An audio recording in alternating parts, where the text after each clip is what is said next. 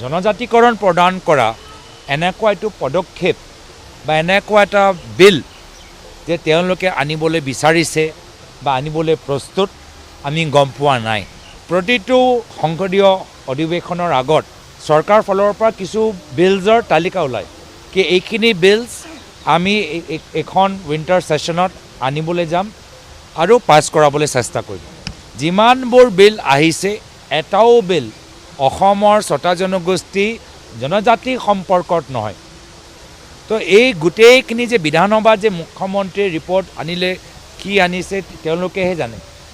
কিন্তু আমি দেখা পাইছোঁ যে তেওঁ যে আমাৰ মূল যে আমাৰ এটা অংশ আছিলে কি ছটা জনগোষ্ঠী জনজাতিকৰণ হওক, কিন্তু যিসকল আমাৰ জনজাতি মানুহবোৰ আছে তেওঁলোকৰ অধিকাৰৰ ওপৰত কোনো ধৰণৰ ক্ষতি হ'ব নালাগে। এইটোৱে আমি বিচাৰিছিলোঁ যে আমাৰ অসমৰ মুখ্যমন্ত্ৰী কিবা এটা প্ৰপ'জেল আনিব য'ত ছটা জনগোষ্ঠী নিজৰ জনজাতিকৰণখিনিও পালে আৰু বৰ্তমানৰ জনজাতি হৈ থকা আমাৰ জনগোষ্ঠীবোৰ তেওঁলোকৰো অধিকাৰ সুৰক্ষিত হৈ থাকিলে।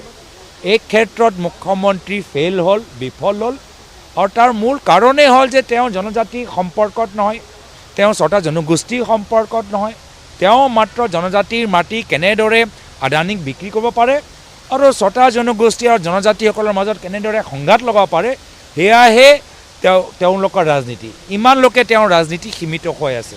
তো সেইকাৰণে যথেষ্ট দুৰ্ভাগ্যজনক কথা।